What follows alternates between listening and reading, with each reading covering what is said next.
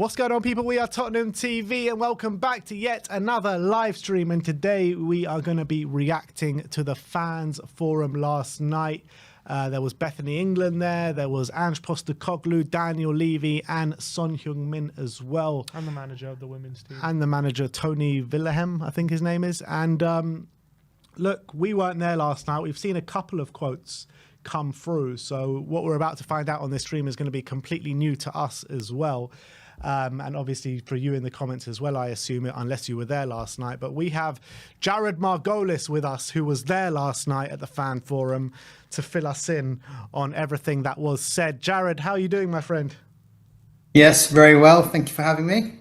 No, thank you for coming on. So on the basis of it, how was it last night? Was it a good evening? Did you have a good time? Yeah, really good. Something I've wanted to go to for a little while, and got the opportunity to go last night. Really good. Quite different to what I expected, if I'm honest. So what were you expecting, and what did you actually experience? Oh, I went there thinking it's a lot more scripted, and whilst there are pre-questions, and I forget the gentleman's name who ran it, there were some pre-questions, and he was very good. Nihal, I think his name. Yeah, he was a Spurs fan. Yeah, he's great.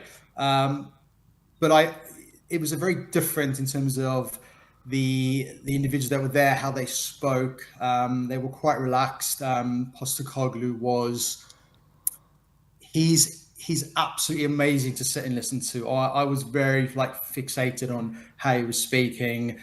Sonny's Son, what a legend, absolutely brilliant.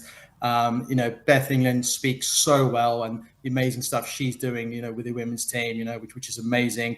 And obviously, the manager. So there was a lot of talk around the growth and what's happening in that game and the club. We should be super proud of that. You also had Johan Lang there, who again talked a lot about. I didn't realize he was going to be on stage, but he was there. He spoke a lot about our recruitment, what it looks like, how we do it, and it's not as simple as perhaps we might think.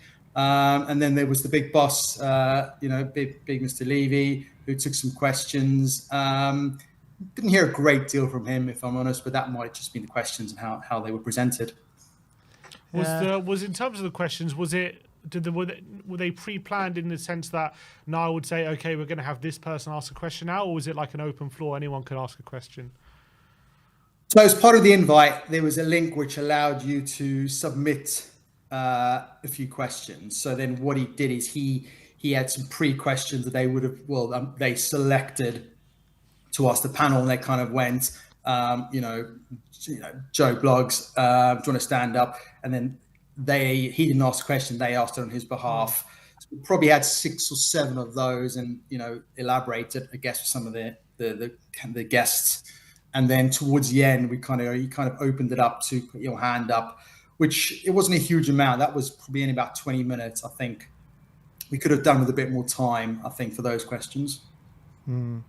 I guess we can go through the kind of comments that we know about, and then you can tell us anything that hasn't been publicized. And I'm talking about particularly the questions that were put to Daniel Levy, and about criticism that comes his way, and about his 3 best achievements, or his 3 top achievements as chairman so far. And obviously he said the 3 top achievements are getting to the Champions League final, opening the new stadium, and the fantastic players that the club has had, but no mention of the actual trophy that he has won back in 2008 against Chelsea, which I found quite strange, seeing as that is the only trophy he's won.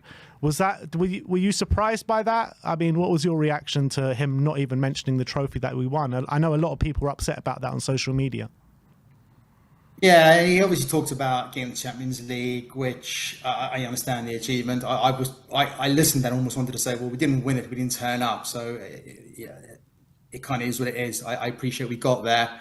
But what about the stadium? Absolutely. We're all super proud of that, and about the players. But no, you're right. There was, in his time, we've won that 1 trophy, and you're right, there was no mention of it. The room was fairly quiet when he said those, if I'm honest.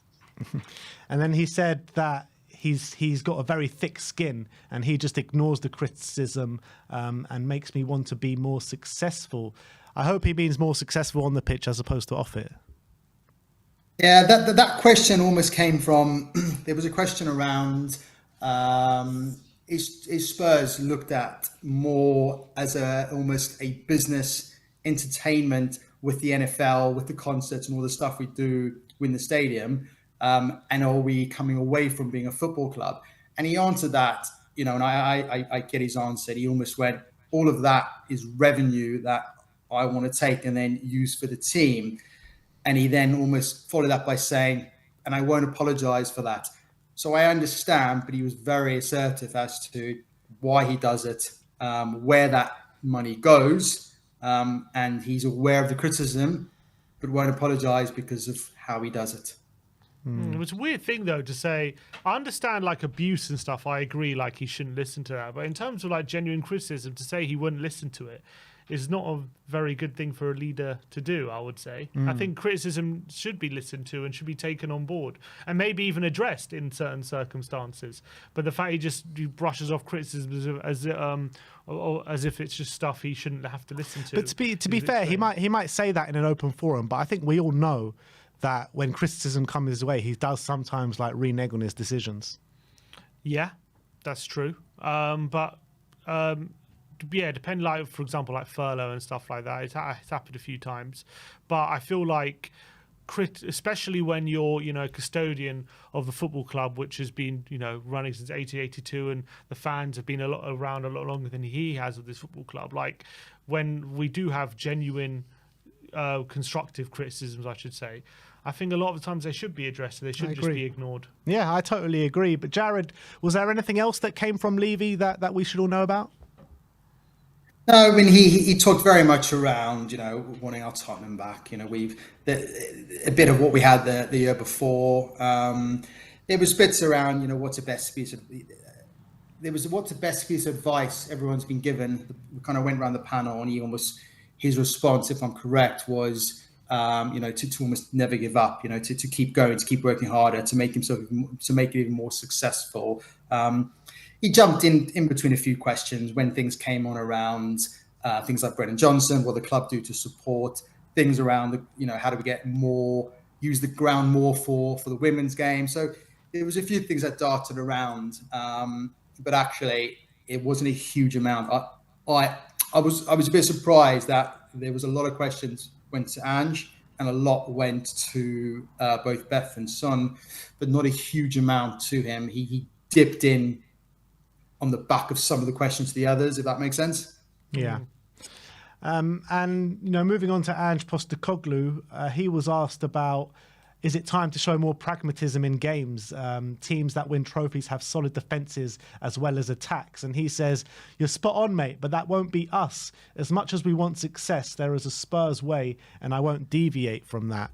I mean, yes, there's a Spurs way, but I kind of do feel like from those comments, it's just like saying, you know what, the defense is going to be the defense. We're going to concede goals, but hopefully we're going to score more goals than the opponents. I mean, that doesn't fill me with that much confidence moving forward. I don't know about you, Jared. But the gentleman asked that question was sitting in front of me, and it was a great question. And instantly, almost he didn't not take it on board, but he almost just went, "No, this is how we're going to play." And I guess I've had 24 hours to think about it, and what I've taken from listening to Ange is there's nothing. He's not arrogant. There's no arrogancy here. He just believes how he wants to play and how he wants us to play, and he will not change that. So the question was great, but he instantly went, "No, this is how we're going to play." And I've thought about it a bit, the last few hours, and I was the same as you. I was kind of like, there's times where we need to just drop a bit. Let's get a bit more defensive. Let's be a bit more careful. But I also respect that he wants to play this way, and if it doesn't work, he takes responsibility, and there's no arrogancy. It's just what he wants to do. And I've almost sat today and gone, okay, I'm going to get behind you. Not that I wasn't before, but I'm going to accept that we'll have some tough games, but we'll get it right. You look at it though, like let's say if we're trying to compare it to the Maurizio Pochettino team where everyone wants to get back to those levels fighting at the top of the league.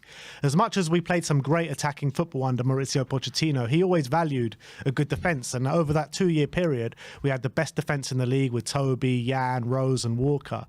And I don't know, it just doesn't sit right with me that... But we didn't sit back. Huh? It's not like we sat back. I mean, no, we didn't sit back, and no one's asking Ange to sit back, but people are asking Ange to put a bit more focus on the defence. But we had a very good defence in a similar way to how Ange is trying to have a good defence in terms of...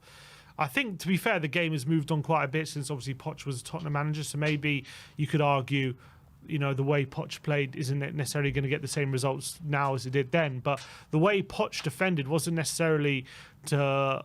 you know, go into a low block, and obviously we wanted to defend properly, but it was more often than not squeeze the opposition, force them to go long a lot of the time, and when they did go in behind, you had Laurie sweeping up, charging out. You had Carl Walker and Danny Rose with a lot of pace running back, and that is similar to what Ange is trying to do. He's trying to limit the opposition, and that's how we're going to defend instead of giving when they have possession just dropping back. But also, Poch had variations of ways of playing. You know, he could switch up the formation. He could. He's not just married to one way of playing. I felt Poch had a few variations. But he didn't have that until his third season. True, that's also true. But how are you feeling from that, Jared? From what we just said, do you agree, or do you have any points? I mean, there's times where you want him to change and you want him to make it slightly. There was a great question towards the end, and I don't know if it'll be edited out, and it kind of said everything. The gentleman said to him, "Ange, can we get some more defibrillators around the ground?" And everyone kind of asked why, and he turned and he said, the gentleman said, because when Vicario plays that ball out from the back to Romero, it's not good for any of us, and that almost summed it up a bit, and everyone laughed because we all knew, because we've all sat there, God, just put it into Rose Ed. And what Ange said was, he said, I guess this comes from his dad and how his dad, you know, brought him up in terms of football. When he said, I want you on the edge of your seat, but I want you on the edge of the seat when we defend, and I want you on the edge of the seat when we attack. And that I guess I get what you're saying, and I don't disagree that sometimes we've got to just dig in, but he's just not going to do that. And he said that. He said, there was a point where he said, we're going to go after teams. And there was quite a bit around what the first few games have looked like and how we've not done that. And Brentford was probably an example of what we can do. And he almost said, this is how we're going to play, whether we're playing City or whether we're playing Brentford or Leicester. I kind of question, like, let's say hypothetically we get to a cup final this year. Let's say the FA Cup final, we play a Man City or we play an Arsenal, and we're 1-0 up going into the final 10 minutes, and the other team, the opposition, are really putting it on us, and you know, they're looking really dangerous. They're attacking. Do you reckon at that point will he make adjustments and drop deep and defend? Will he do that, or will he just keep going for the throat and leaving us open? We haven't been in that kind of situation. I know. I'm saying hypothetically, what do you think he'd do? I actually don't think we're ever going to just be a low block. I think that at that point the players will probably take them upon themselves to be a bit more pragmatic, I would assume. But I think I remember, what game was it last season? There was a game where we were 1-0 up and going into the latter stages, and we kind of just kept attacking. I think on that occasion we ended up winning, and he was saying after the game that in his point of view, like, we are more likely to get a result if, when the opposition is trying to put us under pressure, if we can exploit the gaps that they're leaving rather than dropping into a low block, we're more likely to get the result. But it's also easier for them to exploit the gaps that we're leaving. Yeah, potentially. But he thinks it's more likely for us to exploit their gaps. And that's the game he's trying to play. You know, we're trying to be one of the best teams in possession. So if teams want to go toe-to-toe on that front, we're going to be better off exploiting their gaps than they are ours. And that's, I guess, what he's trying to say. Do you agree with it? Do I agree with it? Do I agree with that? I mean, probably not necessarily, unless we become that good. It takes a very high level. Yeah. If you're a prime Barca, then I agree with it. but we're not prime Barca. So from that sense, no. But look, I'm happy to be proved wrong in terms of how good we can get. And at the moment, we're on the right track. So we'll have to wait and see. And yes, it might not win us the league right now, but could it get us back in the top four? I'm hoping so. And from that point of view, it's good. But yeah, I mean, sometimes you would think, you know, just dig in, be compact at certain points, and that's how you can adapt to certain situations. But that's not what he wants to do. Jared, was there anything else from Ange that we should know about? Yeah, I mean, I think what was really interesting is there was quite a long conversation around Brennan Johnson and about the week he had. I guess that was asked initially to Sonny as captain. How do we deal with as a team? And I'll come back to Sonny in a second. Ange talked a lot about, you know, social media, how it works, and in terms of he's young, you know, he's a super player, and I think we'd all agree. I agree. I think he's a super player. There's just a bit of, I guess there's some inexperience there about that final ball and when to do things and what to make of it. But Ange talked a lot about the team and in terms of how we've come together with that particular situation. There was a couple of bits as well where he talked a lot about the Tottenham way and about how we want to play. And again, not to kind of go on, but I've taken away that he's so focused on getting us playing. And even Daniel said, I got Daniel. I'm calling him Daniel, Mr. Levy. I got the feeling that he's almost okay with us not losing games, but it taking a bit of time. This is a long-term project, and they seem to be on the right track. So there was lots around how we're going to play. We're going to get bums on seats and just give it time, because the football that we play at times is absolutely brilliant, but we're going to make mistakes and we will lose games, but I think we'll win a lot more than we lose. That does seem to be the general gist of what Ange is saying in press conferences, and I think you can see it on the pitch as well. And look, I agree with you. I like the direction that Spurs are going in. I think that there is definitely scope to improve massively in what we're doing. We're not clinical enough in games, and even to a certain extent, in some games, we're not creating enough chances. But I think that also falls in line with the quality that we do have in the forward line. I still think we need better quality there. In terms of Brennan Johnson, I think, you know, he's had a brilliant week in terms of scoring in the last minute against Coventry, good performance against Brentford. But I don't think he's performed to the best of his capabilities so far this season. You've got Sonny, who I think is, you know, our best player by far. I think he's unbelievable. And I think it's just taken in this game against Brentford to Ange to make that tweak and get him more on the inside, to make him more effective. I like Dom Solanke as well. But I still think that we need more additions there.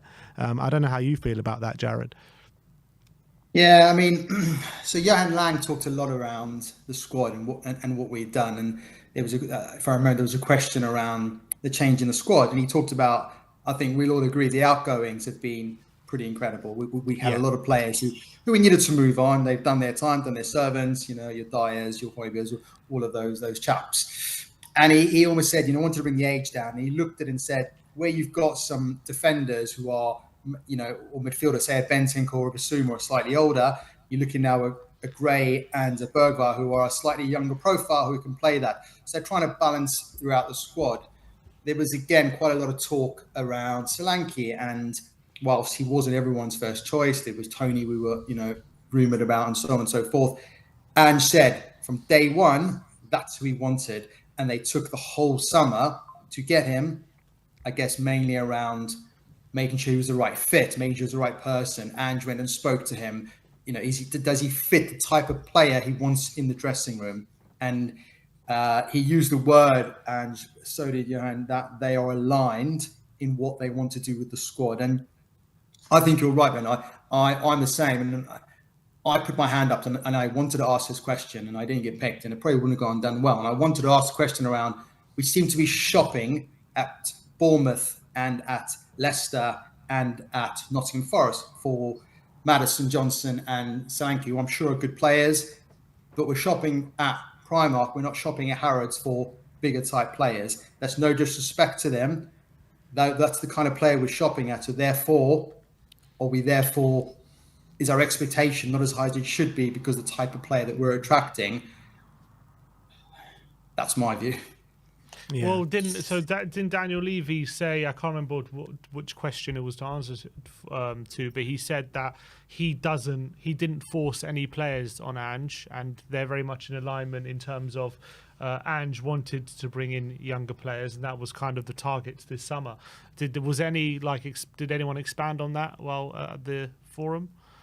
No, I remember that he did. He said whatever player Ange wants, he almost said Ange gets, whether that's true or not. But the player that Ange had asked for was a player that him and Johan went after, which was Dom Solanke, who I think will be an excellent addition to our squad.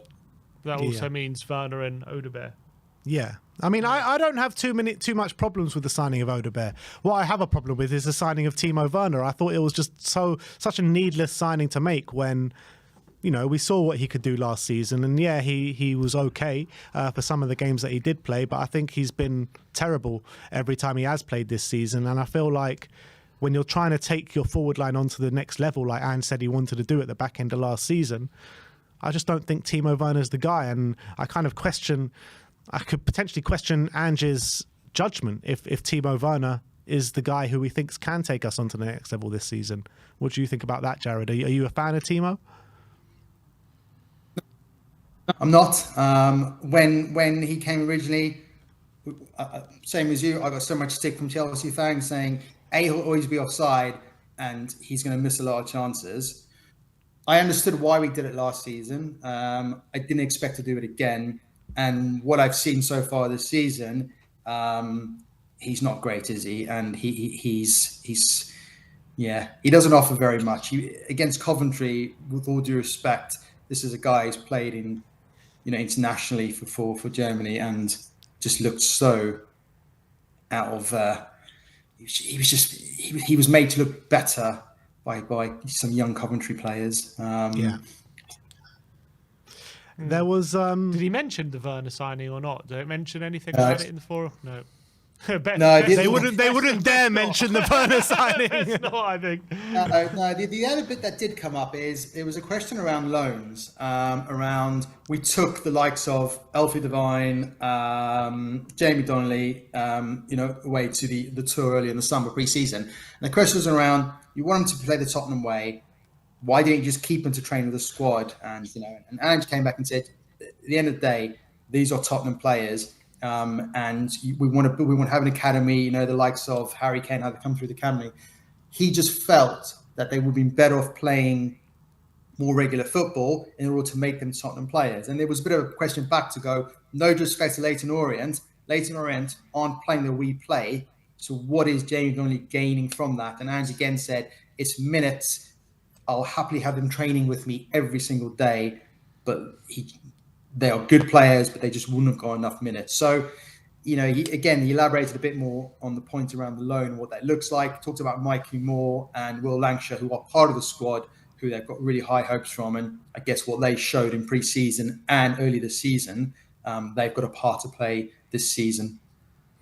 Yeah, so did he expand on anything to do with Lancashire and Mikey Moore? Because it's interesting what he says about the likes of Jamie Donnelly need to go out and get consistent minutes, who Jamie Donnelly was the best player in the under-21s last season, got player of the PL2, where Mikey Moore had minutes in the under-18s and he was obviously brilliant there. Will Lancashire was top goal scorer for the under-21s in the PL2. So did he mention what the differences are between maybe a Will Lancashire, Mikey Moore and a Jamie Donnelly?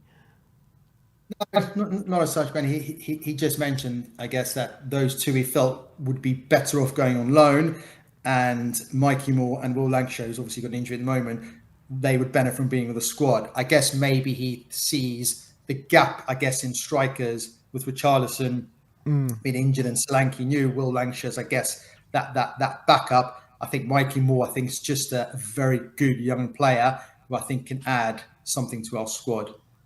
Yeah. What about Sonny? Did Sonny have much of an impact? The clip that's going around, obviously, a young fan, I think, asked him who his favourite Tottenham player is, and he said Ben Davies. But apart from that, was there much input from Sonny? So that one was, I didn't get that one. I was like, Ben Davis, wow, did not see that one coming. I was assumed he would go Harry Kane, but I guess there was the joke going around, wasn't there, that when Bale was there, Roden, and there was all the Welsh crew, he was part of that. I guess that's where he was part of that. But yeah, Sonny spoke, as he always does, really well.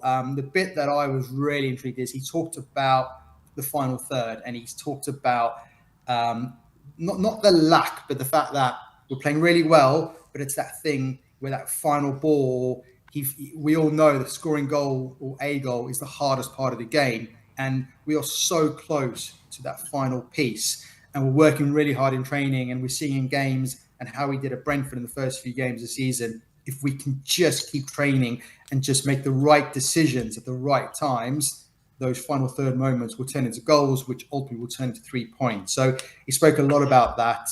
He talked about the leadership. He talked a lot around how they need to be as leaders, I guess, leading towards the Brennan Johnson thing and how they all came together.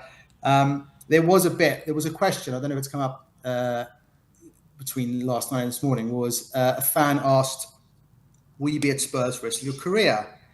And the room kind of went, ooh, because it's a hard one to ask in front of the manager, in front of the boss. And as always, you've got to be quite diplomatic. And he turned around and said, been here 10 years. I love this club. And he does. You could see how much he loves the club. I want to win here.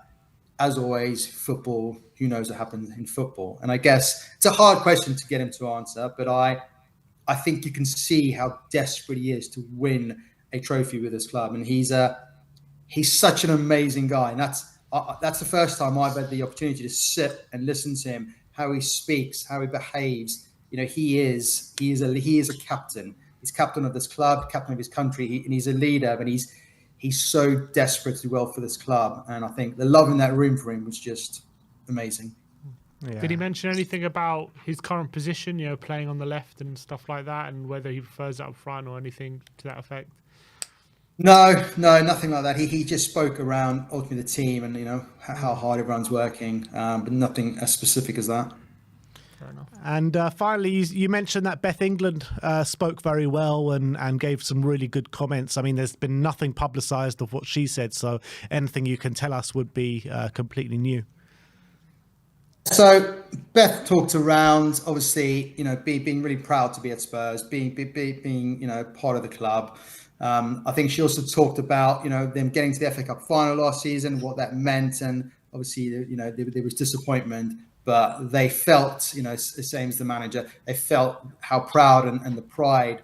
There was a question around, I think this went to Daniel, was around getting some of our rivals in the women's game are having a lot more games at their home stadiums, you know, if not all of them. Is that something we will look at? And Daniel came out and said, yes, we will. You know, we want to do more, but from a stadium point of view, there's no point having 15,000, you know, for a women's game, you know, in a 60,000 stadium. So there was a bit around how do we continue to grow? How do we get more and more families and more people into the women's game, which is growing? I know the club's doing a lot. Again, Beth just talked about the relationship that she's got, how proud she is, you know, to be at this football club as captain, and how, you know, they work really well. You know, both. Is his name Robert? Robert Wilhelm. Yeah. Again, Robert's worked really well. You know, him and Ange speak. So there's clearly a lot of collaborativity in terms of how they are and how they're working. You know, as a men's and women's team, and, you know, almost one club. But I just found she spoke really well and she came across really well, and she's really proud to be at this football club and wants to keep growing the women's game and see where the women's team can go this season. So, go on, were you about to I was ask about to something? say, you mentioned, because you were talking about Lange, you said he mentioned some stuff about how, you know, the squad and the makeup. Did he mention anything about anything different they're doing since he's come in, recruitment-wise, or anything specific? Did he go into any specifics, Johan Lange, or is it just about the squad mainly? Yeah, it was mainly about the change in the squad. Obviously, he got that question about now the transfer window is closed, what do you do? Because obviously we assume he just, you know, he relaxes till Christmas, doesn't he? But he, you know, he talked about there's a lot behind the scenes. You know, him and Ange. I think the bit that he talked about as well was when he talked about some of those loan players. A lot of what he's doing as well, and part of his team is they are seeing and watching a lot of those games, and they're very involved in what's going on with the players on loan. So they still feel part of the club as opposed to being loaned at a club in Europe. But he just talked about the strategy, and him and Ange are really aligned. They're happy with the transfer window, and again, they'll continue to work to make sure everyone's aligned. I actually believe he actually mentioned as well about he wants to increase the investment in the academy, and that's quite interesting, right? So, do we think going forward that the aim will be to bring in a lot more players through the academy rather than signing players? I think that's always been the aim, really. Well, it hasn't been shown to be. Hasn't been shown to be, but I think ideally that's always been like what Daniel Levy but if he's is increasing like. investment, do we think that's will lead to better results? Well, let's hope so. I think we saw that Spurs put a hefty amount into the academy a number of years ago, and I think we're only starting to bear the fruits of that now in the past 3 or 4 years, whenever these players started to come through the under-18s and the under-21s, and you're seeing a lot of talent coming through the academy at the moment. So I guess the more money you plough in, you think the more players would come through. Yeah, you look at the top of the league right now, you got Foden playing for City, Rico Lewis, you've got Saka for Arsenal, so I think it's definitely worthwhile. And on top of that, you look at the players that Arsenal have sold this summer with Reece Nelson and Emil Smith-Rowe, and they've made a lot of money through their academy. Yeah. Delap and Palmer, they make a lot of money from their academy as well. Yeah. So that's something we should definitely, I think Levy's good to do that, invest in that. So Jared, by the time, obviously it's been a frustrating start to the season. 4 games, 1 win, and then we got the win against Brentford, and obviously a sloppy performance against Coventry, but ultimately we did get the job done. So there must have been fans that are fairly frustrated that were going into the fans forum. Do you think it was a much more, after hearing Ange speak, Levy, Sonny, do you think a lot of fans, including yourself, came away with it looking forward and a bit more positive for the rest of the season? Yeah, absolutely. I think I went in there with is anyone going to ask that question again? It's not quite going as it should, but not that you didn't get the opportunity. That there was confidence, I felt, and I didn't speak to everyone that was there. There was a confidence that we are on the right track. We've got the right man at the helm. The players, that they all know what they need to be doing. Yes, it's a results game. I get that, and I guess I came away going, let's just be a bit patient. And I'm not patient when it comes to Spurs, because I've seen not, in 43 years, not a huge amount of, 2 trophies ultimately. So I guess, but I did come away going, okay, I'm gonna let Ange do his thing and maybe be a little bit less critical of him, because we all are. We're fans. It's our club. We love it. We all have our opinions, and me more than anyone. But I have come away going, I get it. I get what you say. I get what you want to do. I like what you want to do. Okay, I'm going to let you do it. I might feel different in 6 months. But yeah, you might feel different at the end of Sunday as well, to be fair. Yeah, that's going to be tough. We don't get anything up at United, but hey, who knows? Yeah, 2 hard games in a row now in terms of the league. United away, Brighton away. I think over the space of those 2 games last season, we got 1 point, didn't we? We drew 2-2 at United last year, and we got absolutely battered by Brighton last season. So how many points are you hoping for over the next 2 Premier League games? Hit and miss. I think it almost depends what United turn up. I think if we can turn up how we did against Brentford, I don't think it matters which United turns up. I think we can go. And I think Brighton away, I almost think Brighton away is more difficult, if I'm honest. Absolutely. So I think if we can get 4 points out of the next 2, I think that's okay. Yeah, I agree with that. I totally agree with that. And look, we'll see how it goes. But I want to thank you, Jared, for coming on and giving us all the insight into the ongoings of the fan forum last night. You did mention, at the beginning of the show that you thought it was you still stand by that. That was a genuine fan forum. It wasn't scripted in any way, because there's a lot of narrative around this fan forum, particularly by certain sections of the fan base, that these things are totally scripted. And I'm not sure what I'm led to believe, because I've never been to one. So you're certain that it was definitely unscripted and very genuine fan forum. Yeah, I mean, as I said, there was questions that were put in before. They were asked by the presenter, and then it was opened up. If it was, then they did a very good job at disguising it, because I didn't see that. But I sat there as a fan going, okay, it's nice to listen to the leaders of my football club. Let's get behind it. Let's come together and let's see what we can do, because it's not worked up till now. So let's try something different. All right, Jared, thank you so much. It's been really helpful, and to see what happened last night. And I'm really glad to hear that you think it was genuine, a genuine fans forum. So I'd like to thank you for coming on today, and hopefully we'll speak soon. Brilliant. Thanks for having me. Stay well. Thanks, guys. Cheers, Jared. So interesting. Any key takeaways from what he said there? Interesting what he had to say about. Interesting what he had to say about Ange, and what he had to say about the squad, how they tried to marry up the youth with all the experience they already have. But I guess we kind of already knew that. Look, in terms of the fan forum, as much as I guess when they open it up, they can't control the questions, but they can control the questions when I was asking them. So I doubt they would have given Levy or Ange any question they didn't feel like they wanted out there. So it must have been controlled from some point of view. It couldn't have been completely free from that point. And obviously, we know how tightly the club control the media and what gets put out. And so I doubt even if when it's opened up, if there's any question they don't like, they'll edit out the footage, I'm sure. So I don't, as much as it was genuine for the people there, I also don't feel like you could ever ask anything too difficult, because the club do control that environment. We've got a super chat here from Umar, says their stubbornness will cost him and Ten Hag's job. Talking about Man United, or I'm not sure what he's talking about there, but sounds like he's talking about Man United. But yeah, very hard game this weekend, that's for sure. And Man United, they've created the second highest XG so far out of any team this season, and we know how we like to concede. Well, we have conceded chances in every game. Maybe not as much as maybe people would have thought coming into the season, but regardless of what Man United team, it's always a hard game going to Old Trafford, isn't it?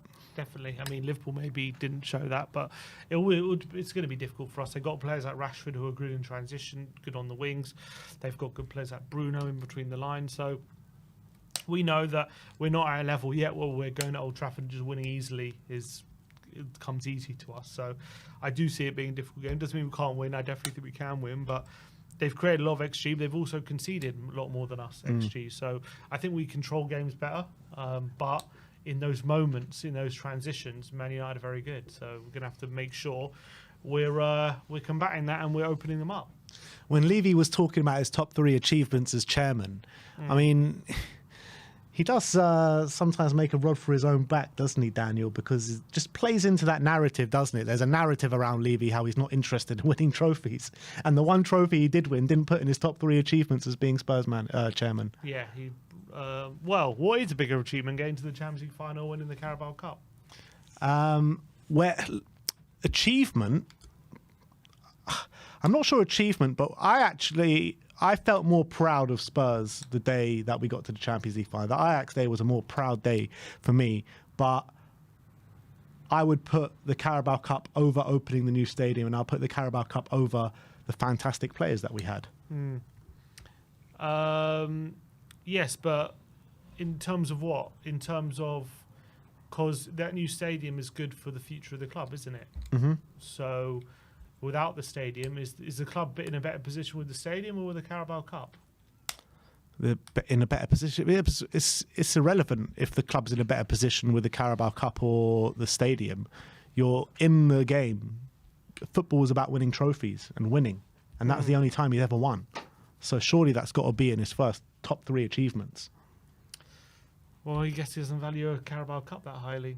Clearly. And it's And I literally think the the only third one's not really only time he's been to Wembley and seen his team lift the cup, and that just plays into the narrative. That's all it does. Yeah, but like, if he says, "Oh, the Carabao Cup's in my top 3," people are going to be like, this is Tottenham Hotspur. Our chairman is only caring about that's the best he can do as a Carabao Cup. But that is the best he's done. I know, but it's going to get memed.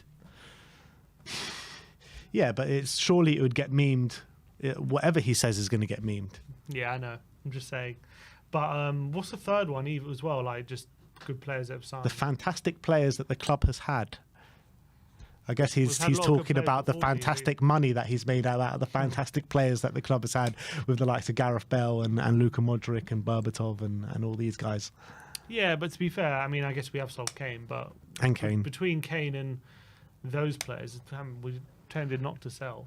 I guess Yeah. we sold Walker as well, 50 million. But we've tried. I guess we've tried not to. We've tried not to, yeah. Good on him for trying not to sell our players, but yeah, I mean, Kane. Carl Walker came out the other week and said he was pushed out the club. Carl Walker came out yeah. I mean, he claims that. I don't believe that because Pochettino says the opposite. Yeah, it's Pochettino very in his strange. book said that he kind of said he wanted to leave. But what is it on Carl Walker that? Why would he come out now when it's all said and done? He's won however got a many podcast, titles. that's why. Yeah, but why would he say that? Because he's got a podcast. So That's why he would. So he's talking about his career. yeah, but if it's not true, why would he say it? Is what I'm saying. Why would Poch say it? I don't know. To say. But you to think say it to what club. Poch says is true? It makes more sense to Yeah. me. But I'm saying one of them is lying. Which one is it? And whoever's lying, why would you come out and say that? I don't know. Walker's one doesn't seem to make any sense to me. It's very strange, isn't it? I think because he was dropped near the end of that season, even though he was flying that season, and for Trippier even played an FA Cup semi-final ahead of Walker, and I don't know why Spurs would have done that unless Walker was the one to push them out. Why would Spurs push him out? He was amazing that season. He was like the best right back in the world, in the league, maybe in the world, and the fact that City wanted him proved that. So why would Pochettino out of nowhere come March time say, actually, you know what, I'm going to go with Trippier now out for no reason? Yeah, that's what I thought the situation was at the time. I thought Carl Walker had come to Poch and being like, look, I need to move on to win trophies. That's what Poch said in his book. And also, that was a similar time, wasn't it, to the Danny Rose interview? And we all know Danny Rose and Carl Walker were very close, and they all wanted more money. Danny Rose come out in an interview recently saying that that whenever the Spurs players went on duty with England, they were all laughed at by their compatriots from Man City and Chelsea and Man U about how much money they earn. So I'm sure that played into it as well. Probably. I mean, he probably had. Well, he said he had players battling relegation in the English squad earning more money than him. I reckon maybe someone like Ben Foster potentially. Probably. But I remember Rose. But to be fair, Rose, because he had a fairly quick rise to the team at left back. I guess maybe he just hadn't signed a new contract. He was still on the contract from when he was early signed. I think he was on like 30 grand a week until until quite late on. Yeah, but it was well documented that in the last 2 seasons at White Hart Lane and when we were moving stadiums, our wage structure, nobody earned more than 100 grand a week or something like that. Yeah, I think that makes sense. And then you've got players like Harry Kane who's banging in the goals every year. You got but that was very heavily Sonny, you got bonus Eriksen. incentivized. Yeah, I mean, They said that Kane used to potentially earn near 300 grand with his bonuses. yeah, I mean, I think that was later on, wasn't it? Can't remember. I think that was later on. I think at that point in time, and what incentive are there for defenders? Clean sheets, or I think you have to win by 2 goals or something. That's what he said. That was funny actually, because Ben Foster actually brought this up in his podcast, and Danny Rose actually confirmed it in this interview, and he said they would only get win bonuses against top 6 clubs if they won by 2 goals. Yeah, which is nuts. This is crazy. We never won, let alone won by 2 goals against top 6. How did we get onto that topic? We're talking about Levy selling players. Yeah. Yeah, I don't think, apart from maybe, I can't think of too many cases actually where we've sold because we've not been in a position where we had to sell in a way. in most cases, the players have either been their contracts have been running down or they've been pushing to leave. I can't think of it's not like a situation where they've got long contracts and we've just got a good offer and we've sold them. I can't remember too many occasions where that's happened. No, they have been because they wanted to leave, but why have they wanted to leave? That's a good question. And that's all part. I think that's all part of it. Yeah, it's all part of it, but I don't know if in a lot of the situation, apart from Bale's probably the only one where Bale pushed to leave. He did push to leave, but he was the only one he was the only one who had a long contract. Yeah, and but we sold him anyway. To be fair, the one kind of sale where you got to be fair to them is the Modric one, because they did refuse bigger money from Chelsea the year before and said no chance you going to Chelsea, no chance you going to a Premier League club, and they held out another year. Same with Bale, and they sold him a bit less. United offered more than Madrid. Is that right? Yeah, they offered like 100 and Madrid offered 85. So I guess that's where they do come good in certain aspects, where they do try their hardest not to sell them to an English club.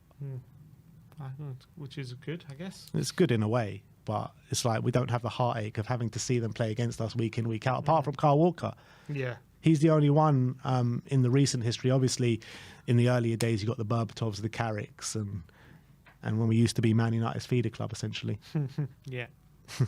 But I'm excited about what you're saying about the academy. If we do invest more in the academy, and you know we've already got some really good players coming through, and if we invest even more into it and try and get getting the best talent, and not just the best talent, but develop. I think because if you look at City, I don't think it's just because they've got good talent why their academy is so successful. It's more the way they develop them and the operation they've got in place. They're literally becoming a talent creating machine at the moment over there, and I think we've got to put more things in place to make sure this talent is developing to a way that they're all becoming Premier League players. And once we do that, then I think we'll be laughing, and especially Levy will, where he's definitely going to have money signs in his eyes.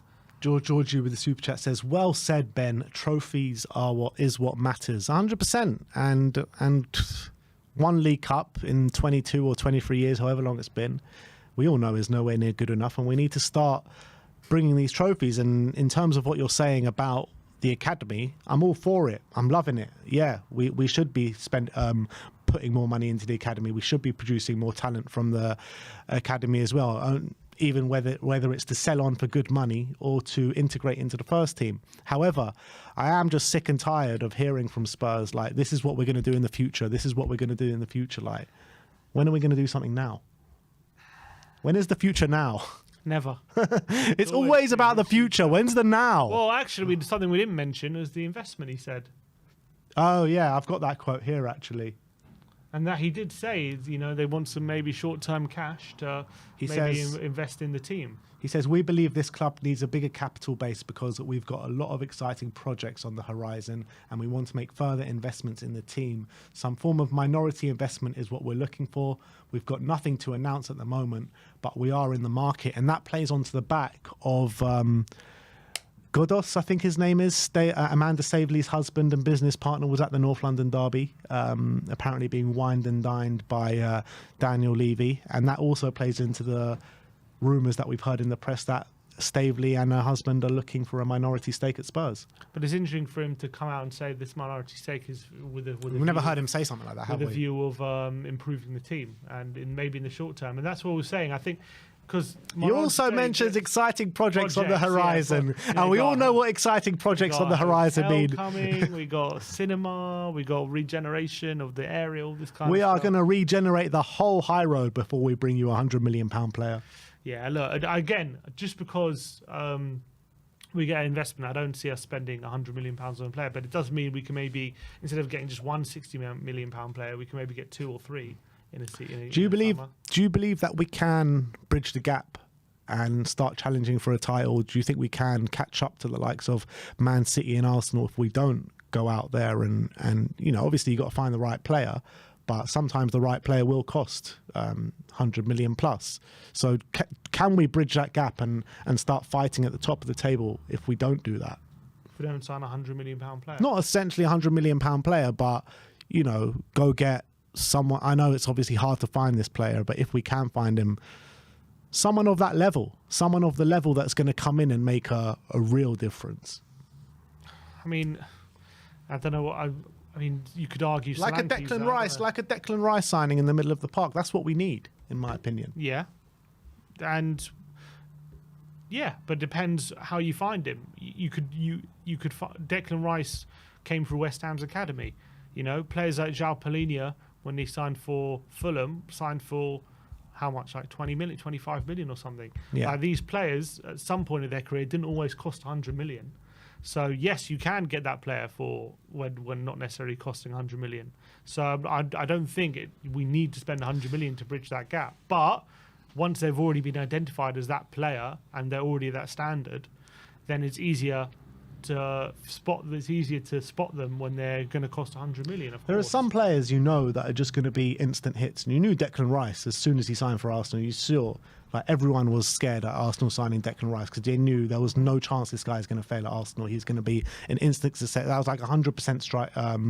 Like you knew it was gonna work out. João Palhinha, signing him for Fulham, like there was no chance. There was nothing to say that he was going to be 100% a success. Obviously, he grew into one of the best defensive mids in the Premier League, no doubt about it.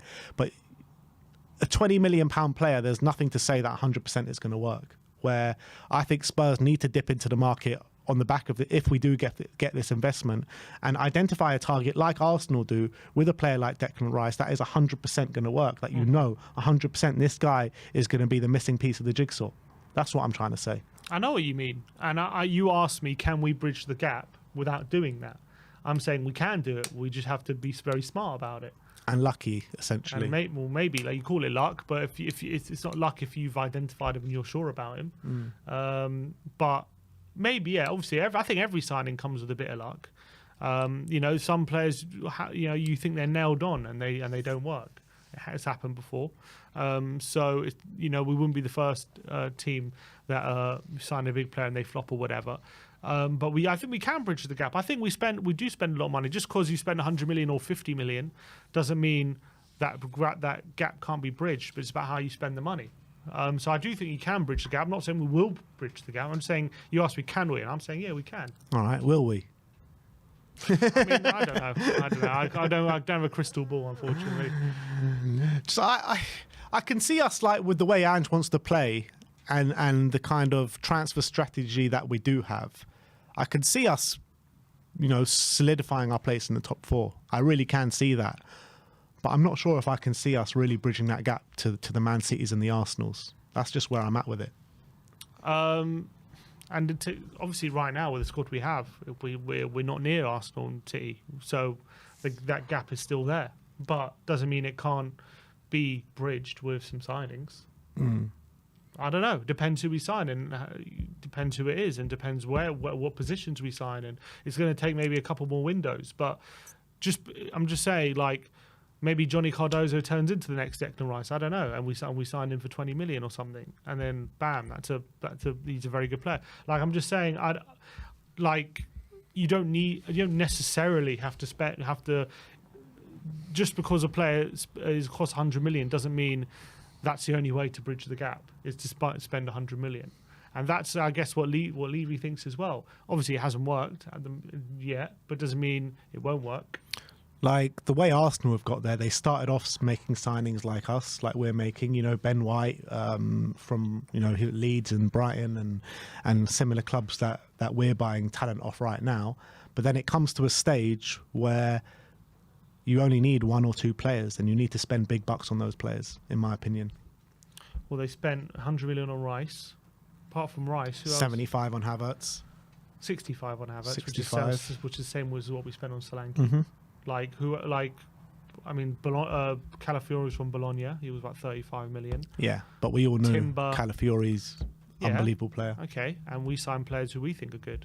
Timber, who how much they signed him for from Ajax? I don't know, not 25 million, was it? 30 million? It's about 35 million. 35 million. It's a good price. I mean, then they spent massive on Rice, but the other signings are very comparable to what we spent. They just signed maybe they signed more of them, but still.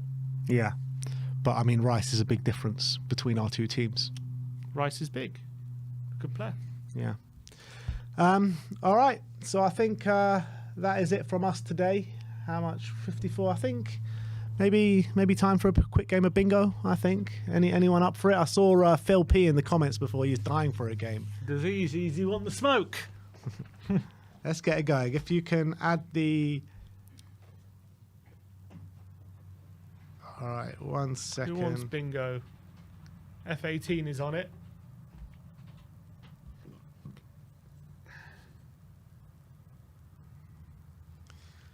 All right, I'm going to set up the game. Just give me a sec, guys. Let's see some comments.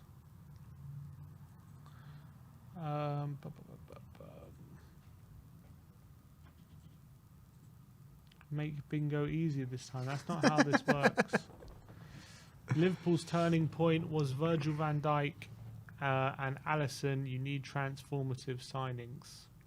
Look, there was their turning point, but it wasn't their turning point because they spent 75 million. It's because of how good Van Dijk is. You know, it didn't cost Southampton that much money to get Van Dijk.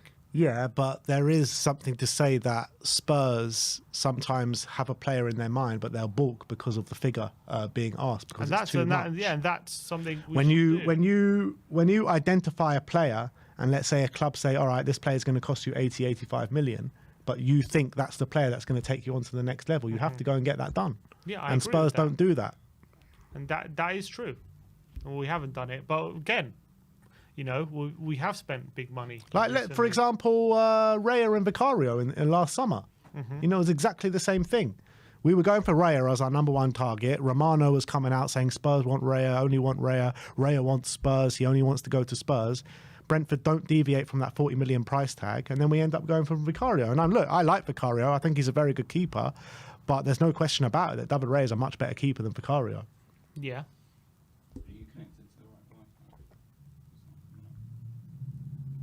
Wi-Fi? It should come up in a second.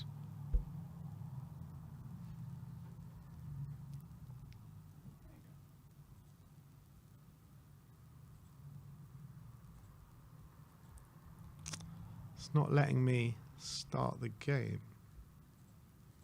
Let me try it on this app.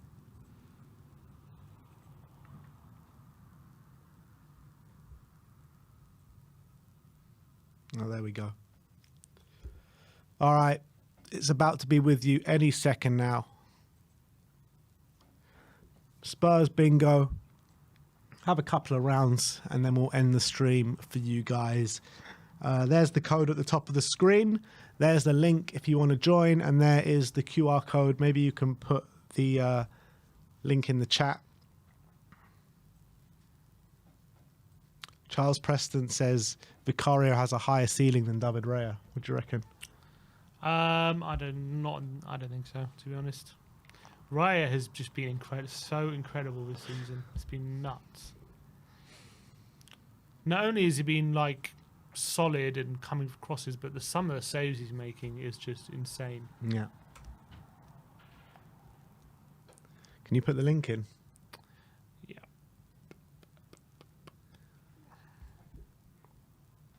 Who's joining?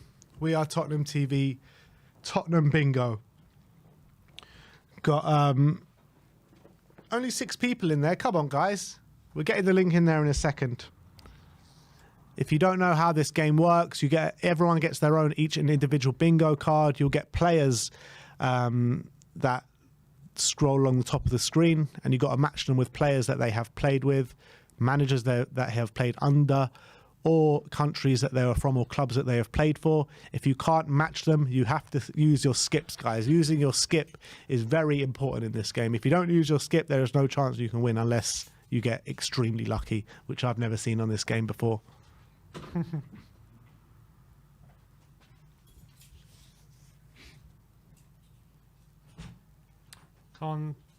Are you allowed to say F's sake in the posh seats you were sitting in? Yeah. Probably. You can do what you want, mate. Except for vape. Except for vape.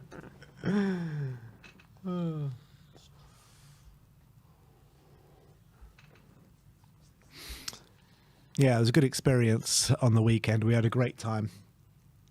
Really was. Met the likes of Ledley King, Pat Jennings, Gary Mabbott.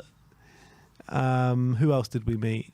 Ozzy Ardiles. And you know what? Gary Mabbott assured me, he promised me that Sonny is going to be lifting a trophy this year. Exactly. Ozzy said he was talking rubbish, but It's true.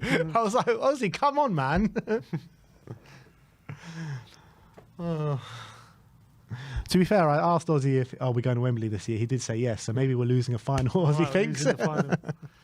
Man of the match, there, Ledley King.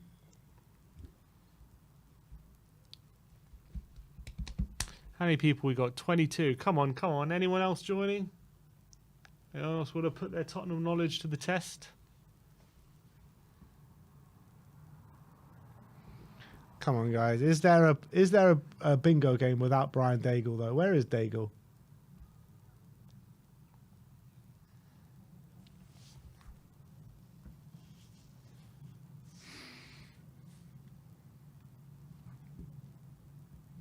All right, we'll start in a few minutes, and if people want to join, they can join in the next game.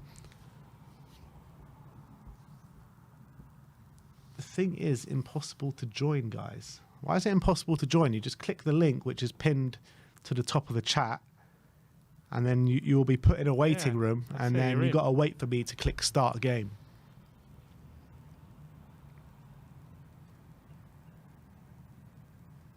$23 people now. Ben 24. Daniels' kid. It's not the first time someone's joined with that.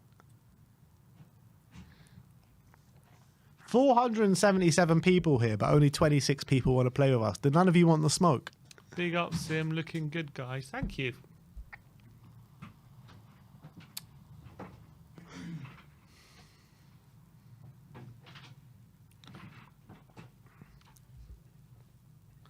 What's Sean? Can't end the stream till I win. Sean. Vicario's better looking than Raya. Is that a sarcastic joke? No, that's truth.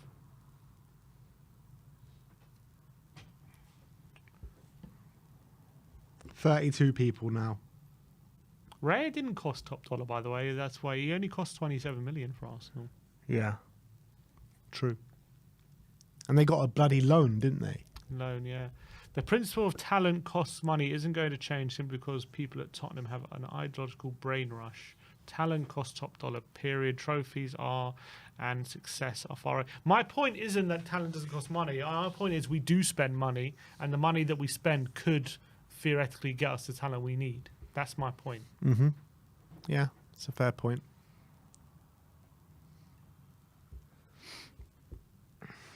I'm downloading Discord very soon. You don't need a Discord. All right, I'm going to click start, guys. Any last minute ones, I'll give you 5 seconds to join. If not, you're going to be watching. All right, I'm clicking the start button. Let's go. 10 seconds. Come on, you Spurs.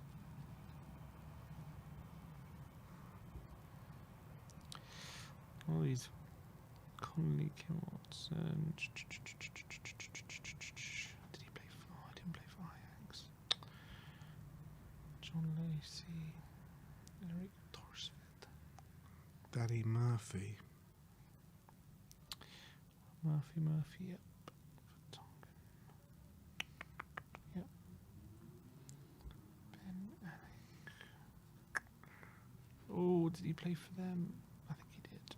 Jefford.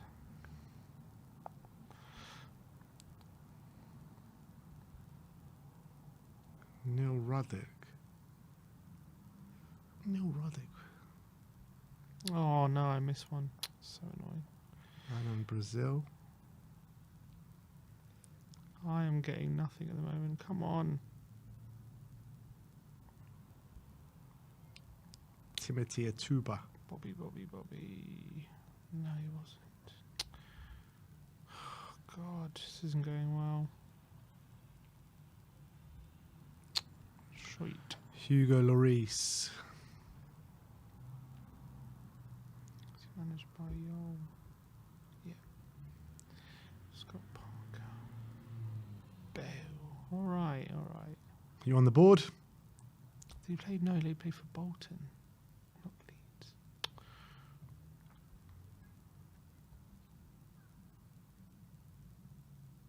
Oh no, I just got one wrong.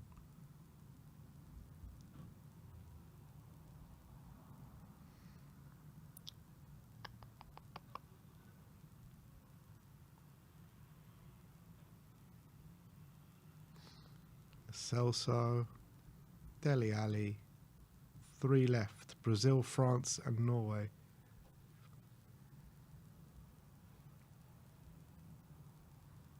Need Brazil, France, and Norway, guys. Running out of players. Brazil. Benoit. He's not French, is he?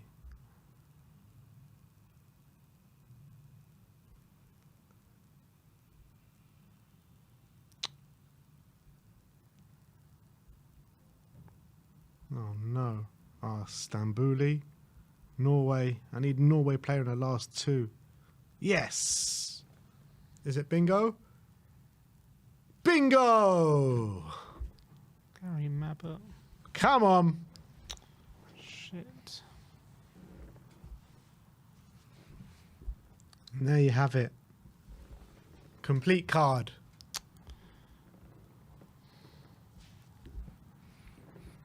So we got Toby Alderweireld for Belgium, Lucas Moura Brazil, Dele Alli Everton, Bale Southampton. Bingo. You got bingo as well. We got 59. Unbelievable. Give me some skin. Come on. Bingo. Scott Parker Newcastle, Lo Celso Argentina, Lennon for Burnley, Doggy Italian, Vertonghen Ajax, Johnson Chelsea, Stambouli France, Goran Bunjevcevic played with Les Ferdinand, Nilsson for Norway, Brazil, Scottish, Dembele, Fulham, and Timothy Atuba played under Martin Jol. Ones I'm proud of particularly is Galini for Aston Villa. I'm proud of that one. Galini played for Aston Villa. Yeah, before us. Anik for Leicester. Andy Turner, I took a punt on him being Irish, and he is. Lo Celso for PSG. Happy with that one. David Howells playing with Ginola. That was good. Pretty happy with these ones. God, I can't believe we both got bingo. Yeah. That's unreal. I got it on the last because Roger Nilsson was the last one, and he only had Norway left. Fields come third, 42 points. AK is fourth with 82 points. And Matty Kushner is fifth with 39 points. Sean Slater sixth with 36 That's points. the first time I've seen a double bingo. I can't remember. Yeah, 100%.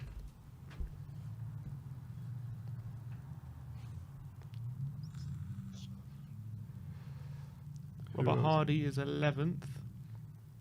No, that's F18-18. I think that's everyone, isn't it? I know, there was over 30 players. The guys at the bottom didn't use their skips, Paul. I told you Use your guys. Skips. I told you guys. You got to use your skips. Who's AK? He's done well. AK. 42.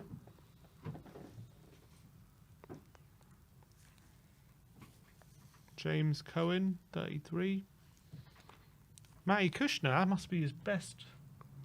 Yeah, so we Well, do have a WhatsApp group where we play bingo, and out of the top 7, well, the top 6, it's all part of the group. Sean Slater, Matty Kushner, Phil, me, and Sim.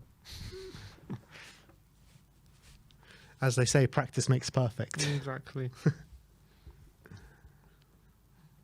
Matty Kushner says it's his best ever. Well done, Matty. Congratulations. He saved his best ever till the live stream. All right. Yeah, who's didn't who? know about skip? Someone said. Who's ready for another round?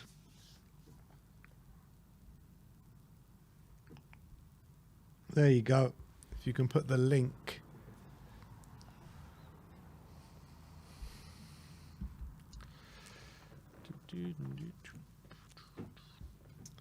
We'll play this round and we'll play one more round after this and then we'll call it a day. Have you ever got 2 bingos in a row? Consecutive bingos. I don't think I have.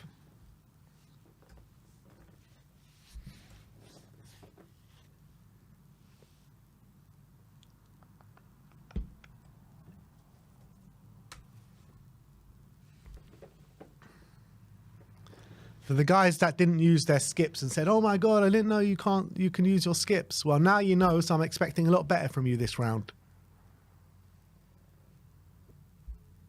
Ben, will you ever let your hair grow back? It pretty much has grown back at this point. I need another shave, to be honest. We are going to Turkey. I saw that brilliant post on X. There, someone was on their way back from Turkey from a holiday, and they did a video of the plane. Just everyone on the plane had their hair done, like literally just small dots on everyone's head on the plane. Brilliant. All right, how many people are we looking at? 28 at the moment.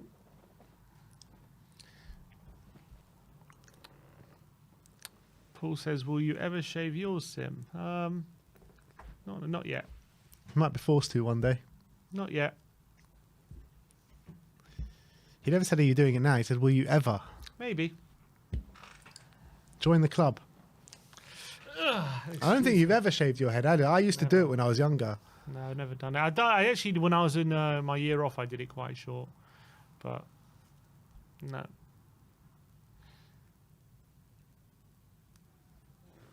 Charles Preston says, "Please keep your hair."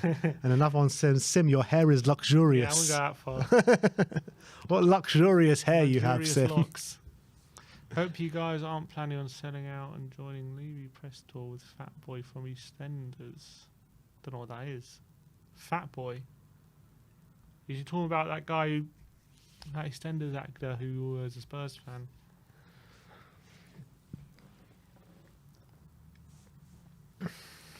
I hope Spurs.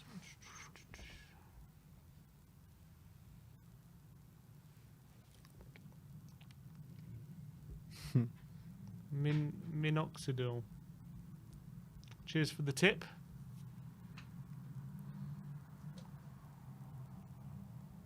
"34 people. Can we get to 50?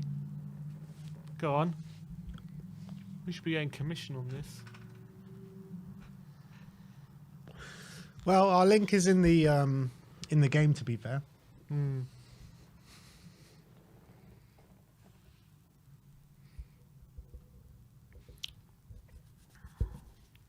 Finn is way better than minoxidil. I'll try it all. Sim, you're getting all the tips. All the tips. Thanks, guys. Really appreciate the tip. Where were my tips? You're a lost cause. No one gave me tips before I shaved my head. Cut down on chips. I do have too many chips. You're right. one too many chips. Levy is funding a press tour for YouTubers who toe the line. You'll get free stuff and third-party fees for merch. When is that? We didn't get invited. Sim is perfect as he is, lads. Big up, Big Chungus. What a name.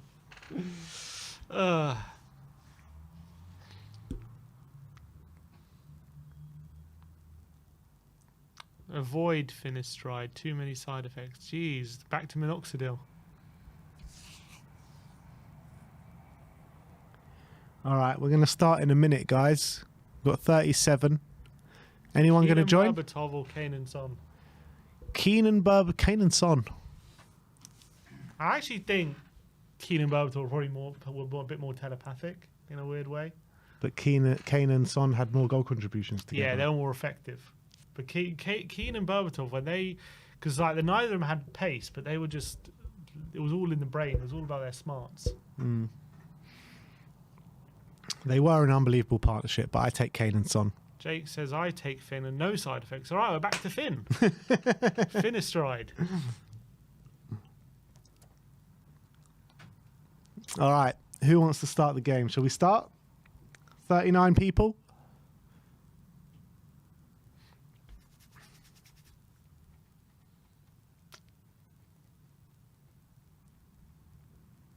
All right, we're going to start. Give you 5 seconds, guys, if any last second people want to join. All right, let's go.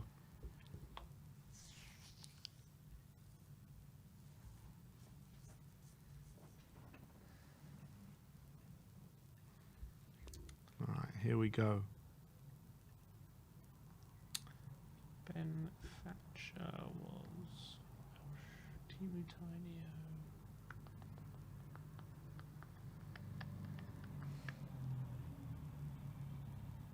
No Crystal Palace.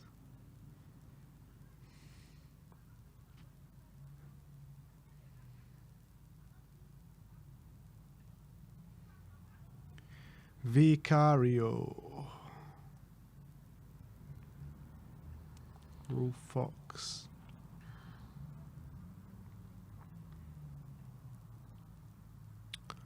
Kazuki Toda. Sure he was on.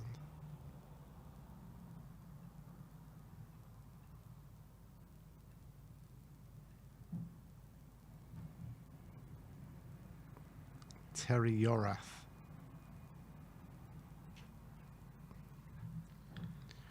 Jose Dominguez, he played on the wingers.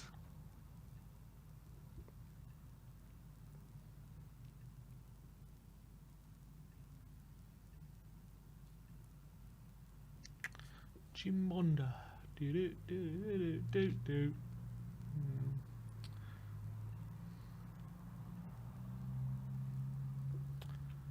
I'm gonna take a pun here and say Gary O'Reilly is Irish. Oh, the next one was Matt Doherty. I might have screwed that up. I might have screwed that up. Shit. He's surely O'Reilly. That's got to be Irish. It's got to be. Jedson. Did Jedson join Galatasaray? Was it Galatasaray he joined? Fuck. I think it was. Woodgate. Ryan Nelson.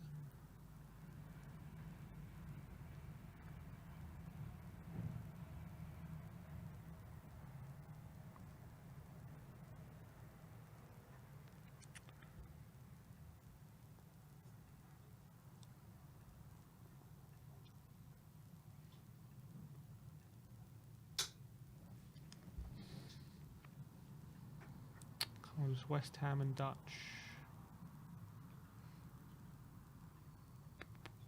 Fuck. Give me something. West Ham. Give me a Dutch. No. No. Yeah. Is it bingo? No. What? No. That is a robbery. You're always getting robbed. Okay, O'Reilly isn't Irish. He's not. So I fucked that up hard. But that's a robbery. Bostock literally played under Ramos. I remember the game. Actually, was Ramos manager then? Tottenham 4-0 Zagreb. Was that Harry or was that? Oh!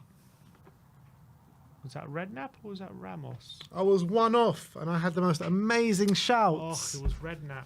I can't believe it. But he was definitely a player under Ramos. It's so annoying. Ah, jeez. You're telling me Andy Booth didn't play for Nottingham Forest? Who did Andy Booth play for? Was it not Nottingham Forest? Don't remember. Got to check this.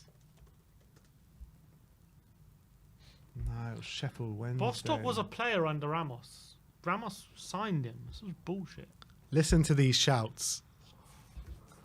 Had Iago Falque for Spain, Ricky Villa Argentina, Brad Friedel Villa, Stefan Freund Germany, Kazuyuki Toda played under Glenn Hoddle, Peter Crouch Southampton, Ziga Liverpool, Alfie Whiteman played with Dele Alli, Thatcher Leicester. When did Whiteman ever play? Huh? When did Whiteman ever play? He was there when Dele Alli was there. Bostock was there when Ramos was manager. This is BS. Thatcher Leicester, Calderwood's Scotland, Espen Bardson played for Everton, I had that one. Joe Hart played for Burnley, Postiga Portugal, Van der Ven Dutch, Terry Yorath Welsh, and the one I got wrong was Booth. Booth and Nottingham Forest. How is Gary? Is he Northern Irish? I bet. English. O'Reilly. Why is your name English? Why is your name O'Reilly for English? But I got robbed with the Bostock one. He was a player under Ramos managed him. He managed him. That's a fact. He was there in training. He managed him. Who signed Bostock? It was Ramos. Ramos signed He Bostock. signed in 2008. Apparently Redknapp gave him his debut. That Zagreb game. It's a robbery. I've had too many robberies. All right, so I'm first, Sim second, Sean Slater third, Phil fourth, AK fifth, Gregors Raziak, big up Gregors Raziak, is sixth, and Matty Kushner is seventh. Let's go. One more game, and we're going to call it a day.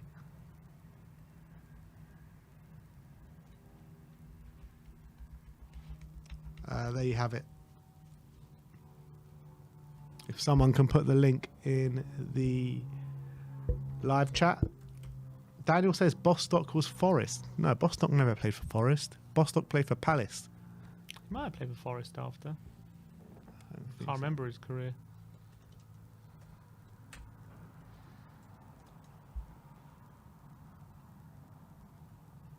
Oh, he did play for Forest. He played for Forest in 2019, 2020. 7 games.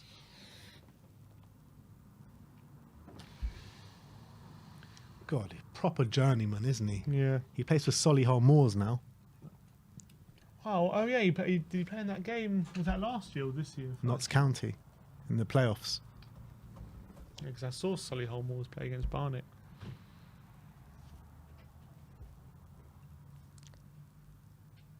Remember what a fight on our hands we had with John Bostock with Yeah, with Palace. That's why Simon Jordan has something against Levy. Simon Jordan loves Levy. But he had for a while. They had a big fight over him. He's apparently very religious. Who's going to beat us? Is anyone going to beat us?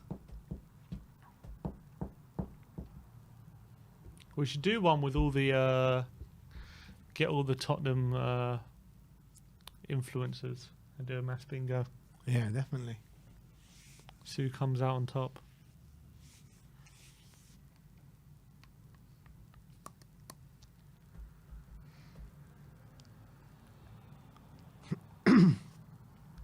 $29 people we have with us. Come on, let's get to 50 for the last game. Just join. We've got 343 people here in the live chat. Just come and play. It's just a bit of fun. Why does Ben and Sim win every time? Because we have the Tottenham knowledge. You just can't compete. We consistently Phil. get over 40. Come on, Phil. Let's see what you got.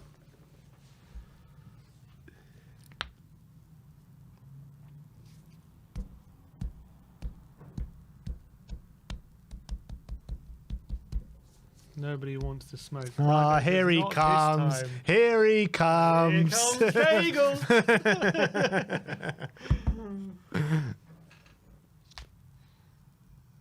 It's like that scene from what's that film?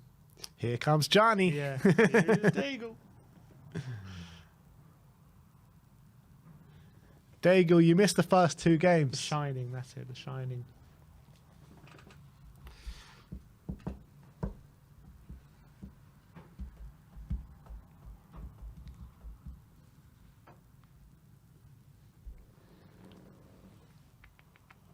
$31. Anyone else? Spurs Kings TV. Is that Marlon or Ash? Are they in? Spurs Kings TV have in. Oh, yeah. Who is it? Is it Marlon or Ash? Reveal yourself. I want to know who I'm beating. Is it Marlon or Ash? I need to know. To be fair, they got some good knowledge. I reckon they'll do quite well in this game. True. Who else we got? Brian's just woke up. He's woke up and straight on the bingo straight away. First action after waking up. 35. Come on, can we get 15 more people to join?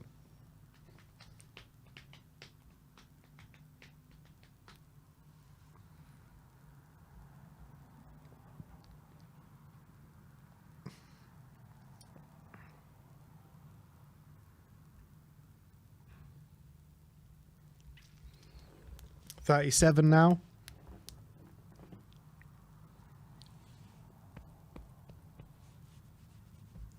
Who's having trouble joining?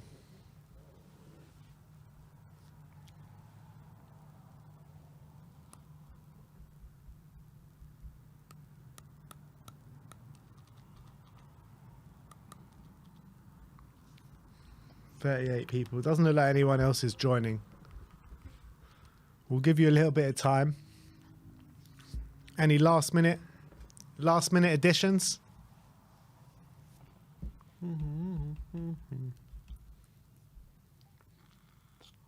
39. Go on, get to 40. Come on. Louis Stacey says, I'm here. Come on then. 40. There we go. All right. I'm going to click start. Give you 5 more seconds for any last minute ones. 3, 4, 5. Let's go.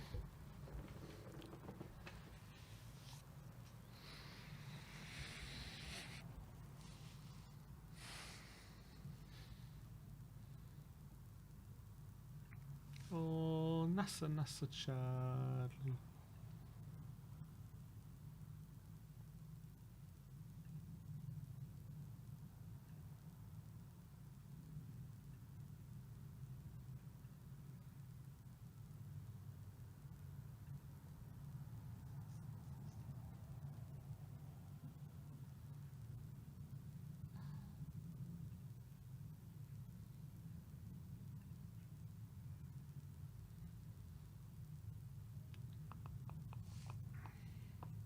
What if they were a teammate at a different club?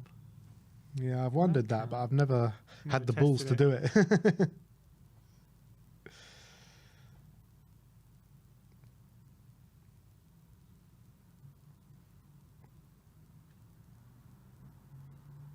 God, I am storming through these. Not going to get another one now.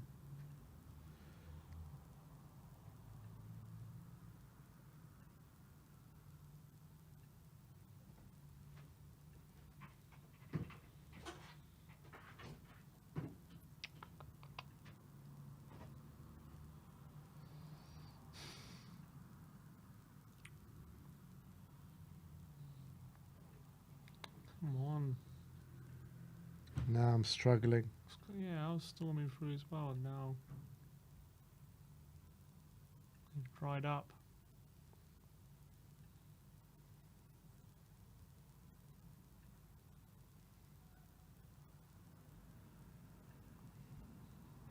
Oh no. Come on.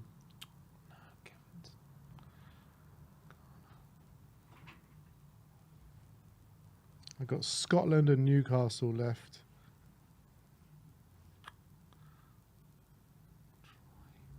Just Scotland next now.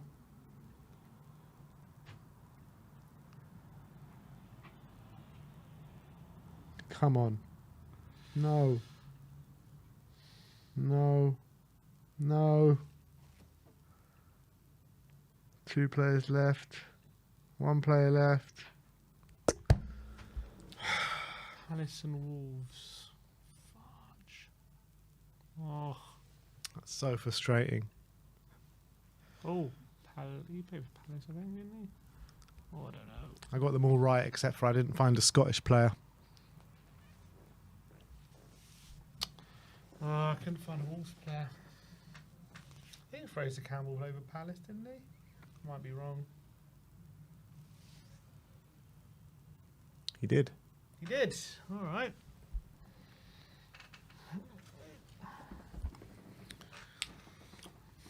Lee Barnard for Southampton. Yeah, I had that as well.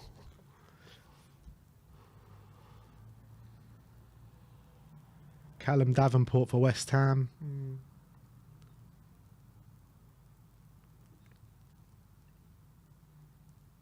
There you go, only got 39. There you go, there you go, there you go.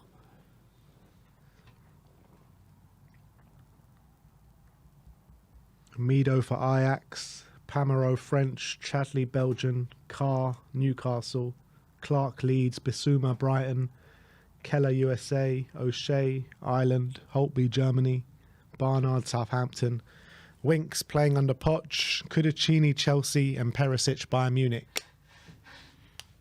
I had Archibald, Scotland. Davenport played under Yole. Barnard, Hampton. Johnny Jackson played with Redknapp. Robbie Keane, Inter Milan. Meadow, Ajax. Johnny Jackson played for Harry Redknapp. Played with Jamie Redknapp. Kelleher, USA. O'Shea, Irish. Chadley, Belgian. Fraser Campbell, Palace. Sheringham United. Winks, Leicester. Pamela. Who is French. Emma Jane? Got bingo. Got bingo? What? Who is Emma Jane? Who's that? Who are you, Emma? Bingo. Emma. What? That is the first time anyone has gone bingo. And wow. Emma Jane, take a bow. Wow. I was not expecting that. Jesus. You can't even cheat on this game. Yeah, it's impossible to No, cheat. it's not possible. Jesus, Emma, well done. Sean Slater in 4th. Daigle in 5th. Daigle's been knocked out the Champions League spots.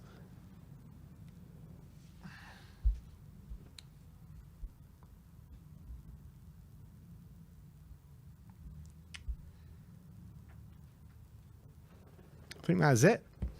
On that note, we're rushing off now. Jeez, Emma, well done. Congratulations. That is a shock.